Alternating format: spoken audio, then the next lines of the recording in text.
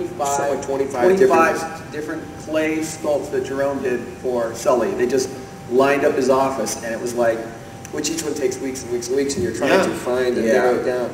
And so it's like the story, it's this iterative process until you kind of find out who they are.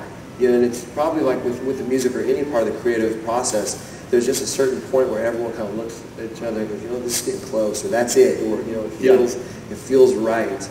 And each film has a little bit of a different take on how that happens. I mean, Buzz and Woody completely changed. Woody was a ventriloquist dummy. You know, it was Bud Luckey, one of our great artists and storymen and directors, who came up with the idea. It was a pull-string cowboy, and then John lit up and changed that design. So it just evolves as the stories do. So is there some Lucas Ranch kind of room somewhere that all those sculptures are kept in? Yeah, we built an archive. It's really cool. We have a whole department of archives, and we pull them out a lot for reference. Now that we have so many things we can look back. I mean, even on the sequels, I know they pulled all their old car sculpts out. Yeah.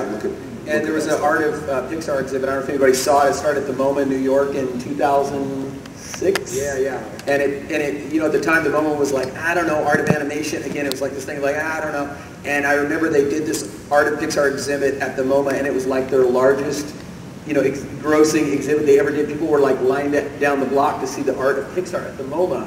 And then all these other art museums began to call me, hey, can we have the art? And so it became this cool traveling show. We kept updating the art because films came out. We'd added. But the art of our films is sort of this cool thing to itself. People think of it as a computer studio, but it always starts with hand drawing. So, yeah. This one is interesting from Ashley. How many Pixar employees are technically oriented versus artistically oriented? Well, it's a great question, but I think the answer is it's a little of both. Everyone's a little bit of both. I mean, everyone there is sort of a hybrid. Ed Catmull's kind of said that there's really kind of three legs to the way it's cast, which is technical, creative, and production. But the truth is, we all think like filmmakers. So no matter what you do, if you're a computer scientist that's working on the engineering, the simulation package for the next film, or if you're a production assistant in the story department, you're a filmmaker. All that is amazing into making a film. So we like to say we've gotten the peanut butter and the chocolate a little bit on that, on how that technical and creative side works at Pixar. Yeah. So I think I'm allergic to peanut butter. Thank you. Oh, that's sad. Well, mine's purely technical. What score? This is from Megan. What score that you did not write do you admire? Of the Pixar movies, I absolutely adore Finding Nemo. Yeah. Love Thomas Newman's score for Finding Nemo. And honestly, every time I hear it, I love it. I love what he did for it. So. What about non-Pixar film? I have too many influences. It would take forever to go through them all, but I'm a huge Bernard Herrmann fan. Yeah. I love Bernard Herrmann. I love John Williams. He, of course, like I think of John as like one of my first teachers, really. Just from the time I was a kid, I listened to him incessantly, and I lived those movies in my head by listening to his scores. There was no sound. You couldn't do no DVDs, no VHS at the time. The only way to relive a movie was to listen to its soundtrack, and I feel like, and I would actually go to movie theaters and tape the movie. So I would, and I had made a special pillow at home that had speakers in it. So at night, when I was supposed to be in bed, I would sit there listening back to Raiders of the Lost Ark.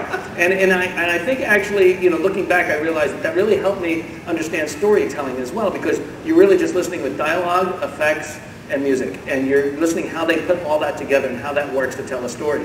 So. Those are a few of the influences, but there's so many more. And as a working composer, you now know that's highly illegal.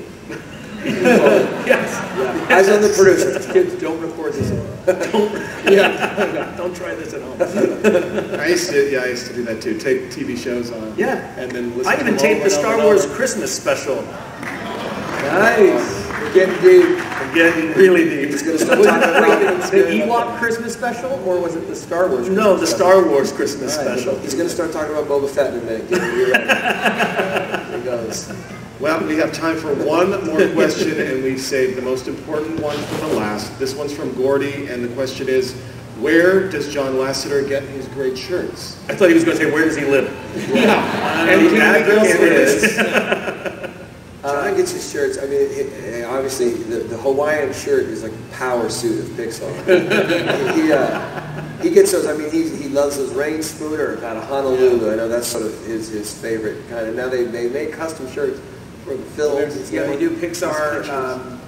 Pixar edition Hawaiian shirts, and John always is like the first one to get them, of course. He'll actually have input on the shirts or say, have this guy do the artwork for it, and he'll have ideas. But yeah, he loves it. I think during Cars production, didn't you guys take a photograph of him every day in a different shirt to make a flip book of like... He wore a different Hawaiian shirt every single day. Cars took 4.5 years. So that's the flip book. Do the math. Do the math on that guy's shirt collection.